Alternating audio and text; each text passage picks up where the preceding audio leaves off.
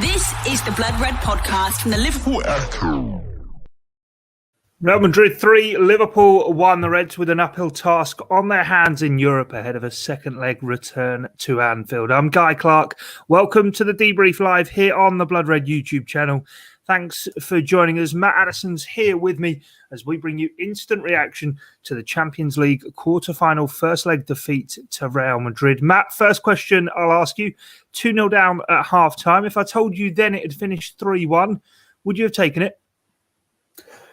Well, I mean, on the evidence of the first half, you probably would. I mean, it's not an ideal scoreline. It's not completely finished for Liverpool. There is still, of course, that second leg. And, you know, they do have an opportunity, but they've given themselves, I think, because of that first half performance, a huge, huge task now to get through. And they've obviously got themselves that away goal, but you've got to look at the way that Liverpool defended today and think that Real Madrid can at least cancel that out when they come to Anfield next week. At least, you know, they could have easily scored one or two more there tonight, and you do sort of wonder what might happen in that return leg. But look, the gamble did not pay off for Liverpool. They will get criticism for the decision to obviously play Keita, and I'm sure we'll come on to that shortly. But for me, it was, you know, just the whole team, the whole performance. You know, the centre-backs were not great, but they were not, you know, the only ones at fault there. The whole team just didn't quite turn up for it tonight. And you know, when you're coming up against a team with the quality of Real Madrid, we know they haven't, you know, been at the same level as what they were a couple of seasons ago. This season, they've been, you know, off the pace in La Liga, but they've sort of turned a corner, certainly in the calendar year of 2021. And yeah, you just can't give Toni Kroos and Luka Modric and these sorts of players that sort of time, because as we've seen tonight, they will just punish you. I think our colleague Ian Doyle called it pathetic from Liverpool in that first half. And I was sort of sat there trying to work out whether it was poor individual performances. Keita was obviously hooked before half-time, as you alluded to before, or whether it was the system. And a lot, as you were sort of saying there as well, has been made of Real Madrid not being maybe the mighty Real Madrid. 3 of their first choice back 4 were unavailable to Zinedine Zidane. And I don't think Liverpool quite made enough of that, did they? No, I mean, the whole point, I think, of bringing Naby Keita into the midfield, and Jurgen Klopp sort of explained that in his thoughts pre-match, was to sort of give them a little bit more in terms of pressing. Jurgen Klopp specifically mentioned that he wanted a player in there that could dribble, that could carry the ball forward and sort of take the game to Real Madrid, essentially. And we just didn't see that. We didn't see the intensity. They didn't win it back. And it kind of reminded me a little bit of when Liverpool played Chelsea a few weeks ago. We spoke at that time of Liverpool just letting Jorginho, as it was for Chelsea on that particular occasion, they let him have the ball, knock the ball over the top. And you know, Timo Werner in that game had a couple of chances and missed them.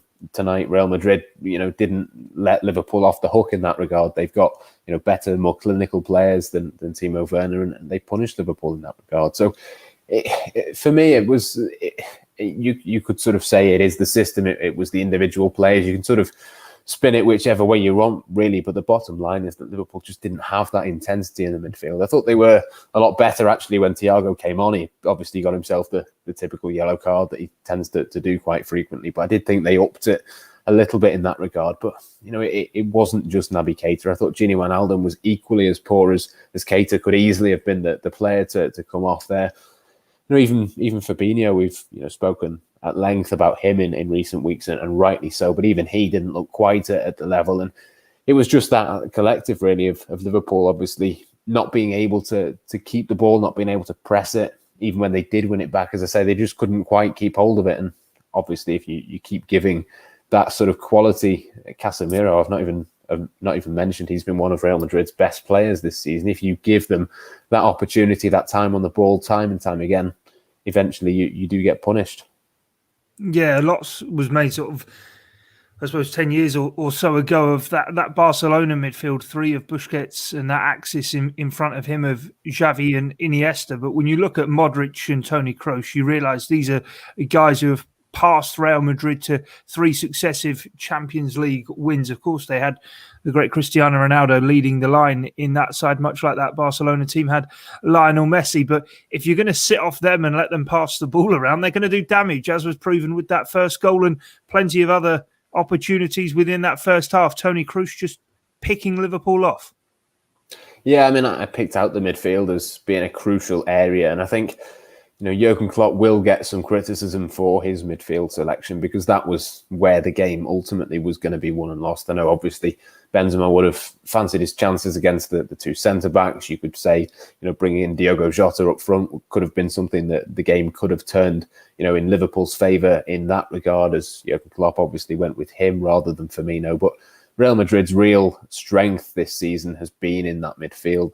They're obviously, world-class players. Luka Modric is having one of his best seasons by all accounts for those who've seen him for Real Madrid. And certainly Casemiro has turned into a more attacking player, somebody who's got quality on the ball to ping those balls in behind. And Toni Kroos, as it was for the opener, we've seen, just how influential he can be if you give him that time and space. And that's the thing. I mean, as good as Toni Kroos is, he doesn't get that ball over the top. He doesn't pick those passes. If there's somebody in front of him to block it, even if there's no tackle thrown in, you've just got to put him under a little bit of pressure. And Liverpool just didn't do that. Obviously, the centre-backs can do better. The one thing that Nat Phillips is very, very good at is heading the ball clear, but just misjudged the pass, got completely done by it, and his positioning was all wrong. He should have been sort of 10 yards away-ish, from where he was. And obviously, Vinicius and Marco Asensio have punished Liverpool in that regard. So that's the disappointing thing. I think Liverpool, the key strength of Liverpool, particularly under Jurgen Klopp, is to press and be sort of intense, and that is how they were set up. That was, the designs tactically for them for tonight, but they just didn't manage to pull that off, unfortunately. Yeah, I think it was one of those, wasn't it? It was laden with individual errors within it. The system not quite working for Liverpool either. Less said probably about the second goal, the better. Trent, I think he may have been trying to get it back to Addison. Not entirely too sure, but he put it on a plate for Asensio. But Liverpool came out second half. They did really have a go for 15, 20 minutes. They got the goal through Mohamed Salah, and all of a sudden, it was looking as though they had the game maybe under control. Did they then maybe get a bit too cavalier and ahead of themselves, not realising maybe quite how long was still left in the game, preserve some energy and rally again late on? Because Modric, in the end, I think he ghosted past Fabinho maybe a bit too easily, might be being a bit harsh there. And Vinicius, a player who's not got great numbers for Real Madrid, but he made Liverpool pay tonight. Yeah, absolutely. I think that's one of his better performances, certainly Vinicius. And again, it was just individual errors. It was too easy for Real Madrid to score that goal. I think there's three things. Fabinho, I think you're spot on. Liverpool, not just Fabinho. I think Robertson would have been in the area. One or two other players. Thiago, I think, was on that side at that point. It's too easy for him to drift inside. It's then too easy to get the ball into Vinicius inside the penalty area, who obviously then shoots.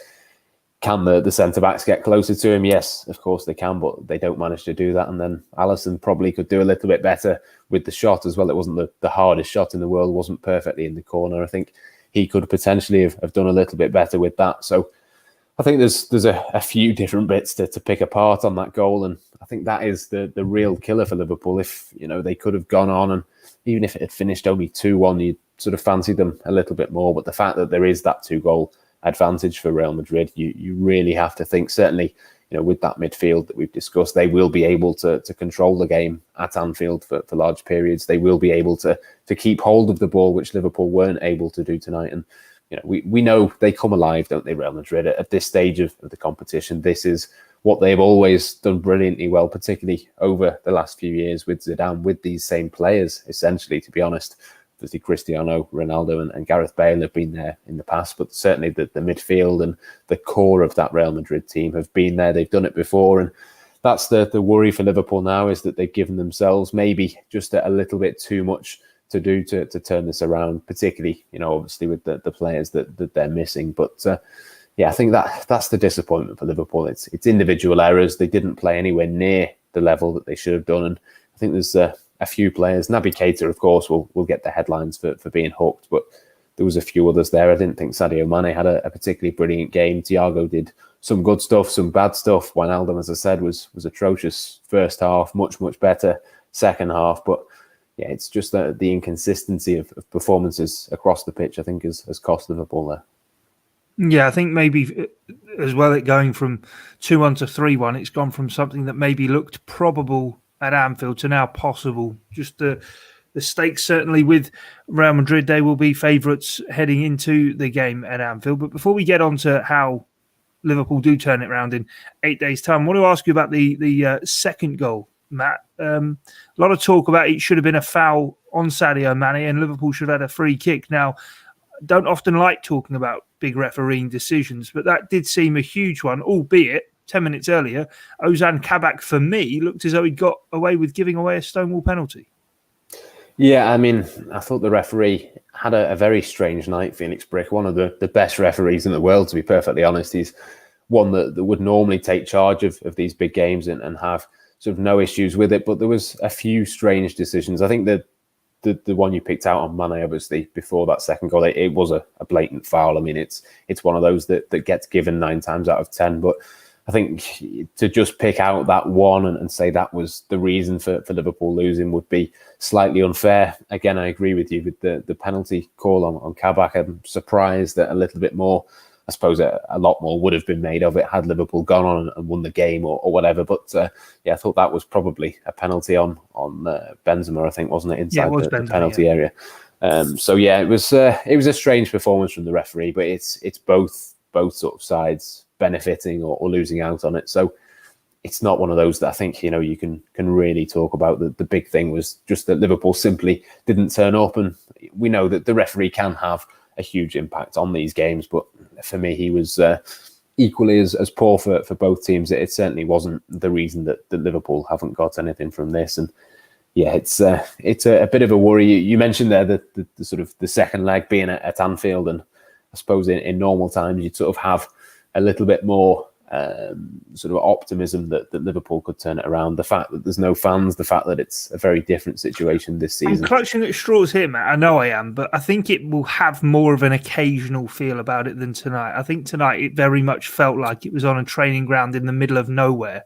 Yeah. I mean, we were obviously watching on the TV. I think you could see the motorway behind one of the goals in one clip. It was like Champions League quarter-final in a ground like that. I mean, I know, like I say, I'm clutching at straws and everything like that, but I think at Anfield, I think Steve McManaman said on commentary on BT Sport that even if it was in an empty Burnabout, it would have had that feel about it. And I think Anfield will still have that magic, albeit the most magical element, the supporters won't be there.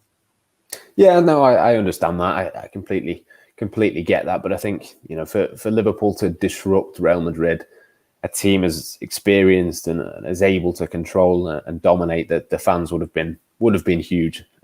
I've said plenty of times this season that fans do play a part. I think that the reason that Liverpool have been poor for large periods of this season has been more the injuries than the fans. But certainly on these sort of occasions, certainly in Europe against the biggest teams, it is just that little extra percentage. And I know what you're saying, but I think for me, I'd be certainly a lot more confident of Liverpool being able to turn this around had there been fans inside Anfield. And I think, Real Madrid would know that as well. I mean, obviously Anfield is still Anfield. There's still sort of the factor when you're driving up to the ground. I'm sure those Real Madrid players, even as experienced as they are, will know that it's a big ground. Big things have happened there before, but without the supporters, I think it's a little bit more doubtful for Liverpool, and a big boost, I think, for Real Madrid as well, certainly psychologically. Last thing I want to ask you, as we said before, the state of the game as it was, I think 2-1 would have suited Liverpool down to the ground, actually. They did continue to go for it, and credit to them to try and get back on level terms, but maybe left themselves a bit open. But after falling 3-1 behind, change late on, Diogo Jota brought off. I know he is still coming back from injury, but he's played quite a lot of football during the international break too with Portugal. Mane stayed on. He seems to be somewhat of a conundrum for Liverpool right now. He looks dangerous in and around the action, but inside the penalty box at the moment doesn't look like he's going to score. Diogo Jota, though, was taken off. Yeah, I can only assume the Jota one was, as you say, he's played a lot of minutes. I think, obviously, you can sort of make the case that he should have stayed on, but at that point in the game, I think it was almost, too little too late. It was a bit of a gamble for Liverpool, like another gamble to try and get themselves back into it. And again, it just sort of backfired on them in that regard. But yeah, I mean, even Jota, let's be honest, didn't have the most scintillating of games tonight. He wasn't at his best, but Sadio Mane was another strange one. He's had a largely poor season. I mean, he obviously, we spoke about him before in terms of the foul. He sort of got himself into plenty of good positions. I think when he was fouled, that was one of those examples, but you just don't ever really feel like he's going to make the most of them at this moment in time. I think there's been a few occasions across probably the most of this calendar year, to be honest. He's not got the goals. He's not quite been as clinical as what he should have been at certain points in time. And it is a huge conundrum for Liverpool. I think Jurgen Klopp will keep putting him on the pitch because you know what he can do. It will only take one moment of being able to burn past someone and finish rather than at the moment burn past someone and just sort of give the ball away. But it's a worry, but it's one of those things. I think as long as you've got Mohamed Salah in the form that he's in, Jota playing as well as we know that he can do, even if he didn't quite perform to that level tonight, I think as long as those two are there, you're comfortable enough with Mane doing what he does, because you just think with somebody as good as him, potentially world class, it will click for him eventually, even if it's just not quite happening for him at this moment. Very last point I'm going to make. Aston Villa at the weekend then at Anfield. What's the thinking now? Are we all back into eggs in the basket of Champions League qualification through the league, or is it rest the big guns and go big or go out, quite literally, for the Champions League for next season at Anfield next Wednesday? Yeah, it's a really, really tough one. I think it's going to be interesting to see what Jurgen Klopp does. I mean, obviously we know Real Madrid have got Barcelona at the weekend, so they've got their own difficult game to get through. But for Liverpool, I think you've got to say after that result tonight, the most likely route back into the Champions League now is back through the league, which I think 4 weeks ago would have been, a laughable prospect. But the results have gone Liverpool's way over, certainly the last weekend. And, you fancy, I think, Liverpool against Aston Villa, especially off the back of this performance where they were so poor in that first half in particular. You'd fancy them to bounce back. Jack Grealish, I'm not sure whether he's fit. If he's not fit, again, plays into Liverpool's hands. I think you've probably got to say that the league is back now to being Liverpool's best opportunity to get back into the Champions League next season. So, look, I'm sure Jurgen Klopp wouldn't say it, but I think psychologically, at least, the Liverpool players will know that, that is a must-win game for Liverpool at the weekend. If they can win that one, that will set them up perfectly, I think, for the second leg, and who knows what can happen. But for me, as it stands right now, there's no doubt about it. The Premier League, getting into fourth place in the Premier League this season, is a much more likely prospect than Liverpool going on to win the Champions League. Yeah, well, it is Aston Villa to come at Anfield on Saturday, but Liverpool 2-0 down at half-time on the night. They trail by 2 goals at half-time in the tie, the quarter-final, certainly against Liverpool right now, the Champions League quarter-final tie with Real Madrid. Stick with us here on the Blood Red channel. Jurgen Klopp's post-match reaction to come following us here on the Debrief. My thanks goes to you for joining us, and also to Matt Addison. I've been Guy Clarke. This has been the Debrief live on the Blood Red channel. Thanks for joining us. Goodbye. This is the Blood Red podcast from the Liverpool